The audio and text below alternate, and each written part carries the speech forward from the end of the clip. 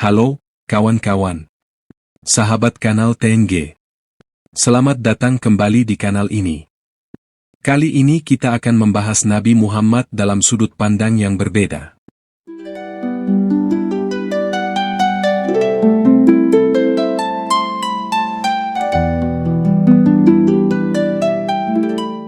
Pada awal Masehi, setelah penyaliban Yesus oleh Romawi akibat konflik dengan otoritas Yahudi, pengikut Yesus menghadapi tekanan berat.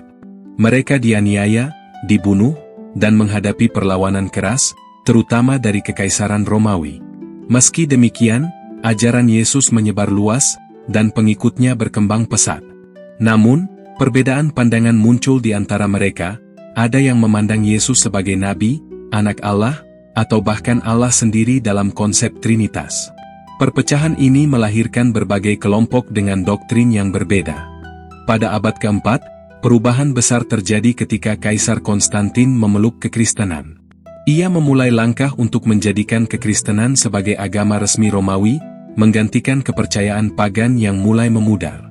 Dalam Konsili Nisea, 325 Masehi, sebuah doktrin resmi kekristenan dirumuskan untuk menyatukan ajaran dan memperkuat kekuasaan Romawi. Paham Trinitas diterima sebagai doktrin resmi, sementara kelompok-kelompok lain yang tidak sejalan, seperti Arianisme, dianggap sesat dan pengikutnya dikucilkan atau menyingkir.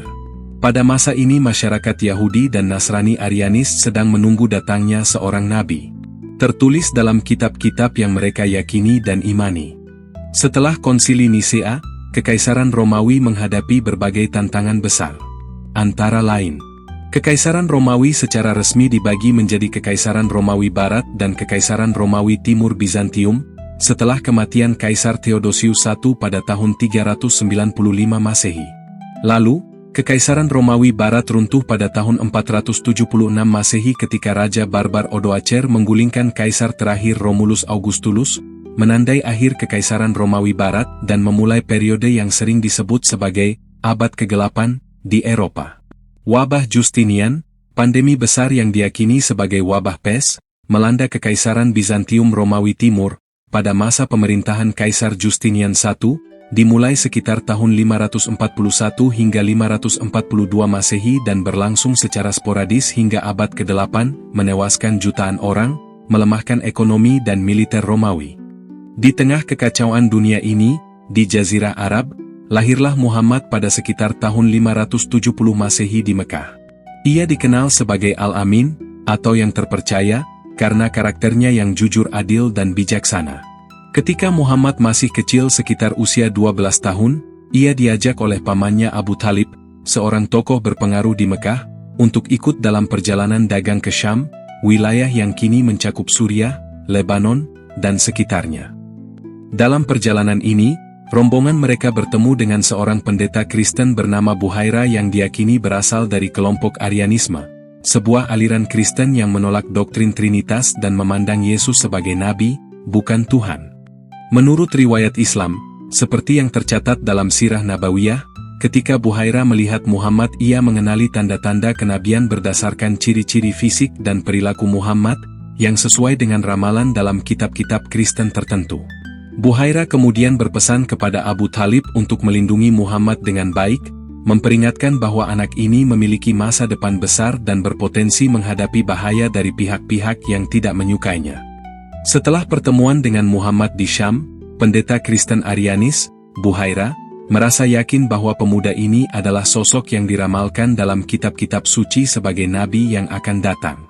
Dengan keyakinannya, Buhaira menghubungi jaringan Arianisme di Jazirah Arab, termasuk tokoh-tokoh seperti Warakah bin Naufal, seorang cendekiawan Kristen yang memiliki pengetahuan mendalam tentang kitab-kitab Yahudi dan Nasrani, serta Khadijah binti Khuwailid, seorang janda kaya raya dan pedagang terkemuka di Mekah.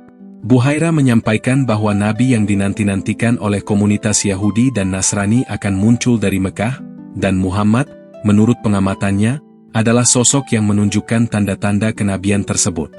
Warakah, yang dikenal sebagai seorang yang mencari kebenaran spiritual, memperhatikan pesan Buhaira dengan serius.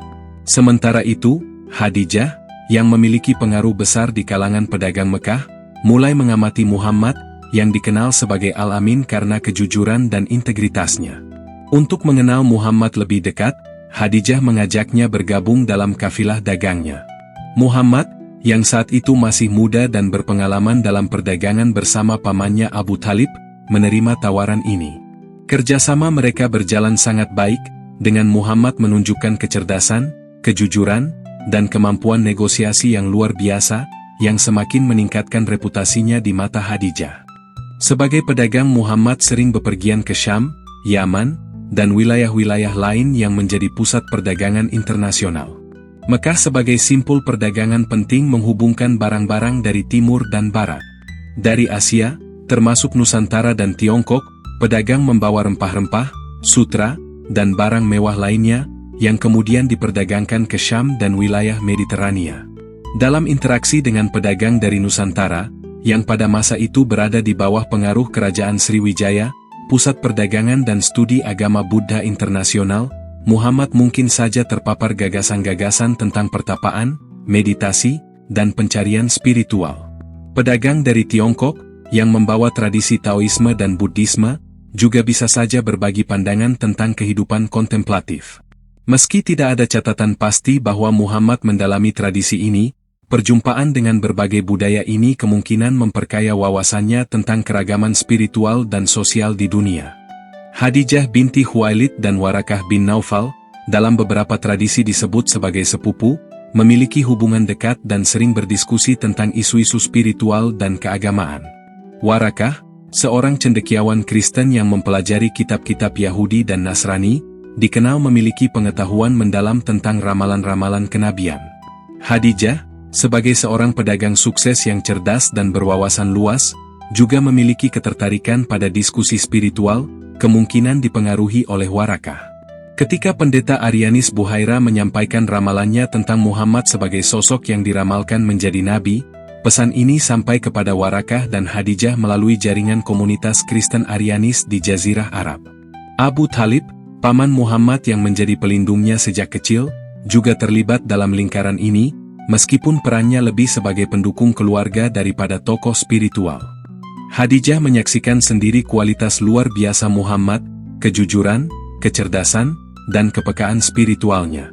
Untuk mempererat hubungan dan memahami Muhammad lebih dalam, Khadijah memutuskan untuk menikahinya, meskipun usianya jauh lebih tua.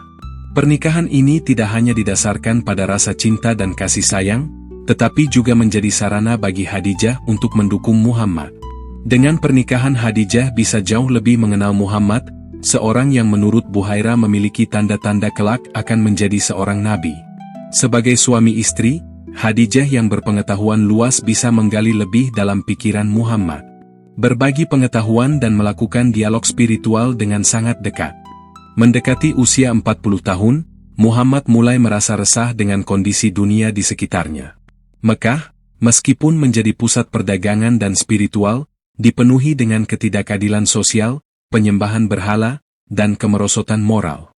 Terinspirasi oleh pencarian batinnya, yang mungkin dipengaruhi oleh interaksi dengan berbagai budaya selama perjalanan dagangnya, termasuk pedagang dari Nusantara dan Tiongkok yang membawa tradisi kontemplatif seperti Buddhisme, Muhammad mulai menyepi di Gua Hira. Kebiasaan bertapa ini, yang tidak umum di kalangan pengikut Yahudi maupun Nasrani di Jazirah Arab, mencerminkan kepekaannya terhadap pencarian kebenaran spiritual. Ia menghabiskan waktu berhari-hari di gua itu, merenung dan berdoa, mencari petunjuk dari Tuhan. Pada suatu malam di bulan Ramadan tahun 610 Masehi, di Gua Hira, Muhammad menerima wahyu pertama dari Allah melalui malaikat Jibril. Wahyu ini, yang kemudian menjadi ayat-ayat awal surah Al-Alaq, menandai dimulainya kenabiannya. Ketika Muhammad, yang terkejut dan bingung, pulang kepada Khadijah, istrinya memberikan dukungan emosional dan membawanya kepada Warakah. Warakah, dengan pengetahuannya, mengkonfirmasi bahwa wahyu yang diterima Muhammad adalah tanda kenabian, serupa dengan yang diterima para nabi sebelumnya, seperti Musa dan Isa. Muhammad dalam 22 tahun perjuangannya mampu meletakkan dasar peradaban baru dengan literasi, melawan dogma agama terdahulu dan menekankan pada keutamaan untuk menggunakan akal pikiran. Ajarannya membawa pelita baru dunia ilmu pengetahuan. Membawa bangsa Arab dan umatnya mencapai peradaban yang gilang gemilang menjadi jembatan menuju dunia modern akhir zaman.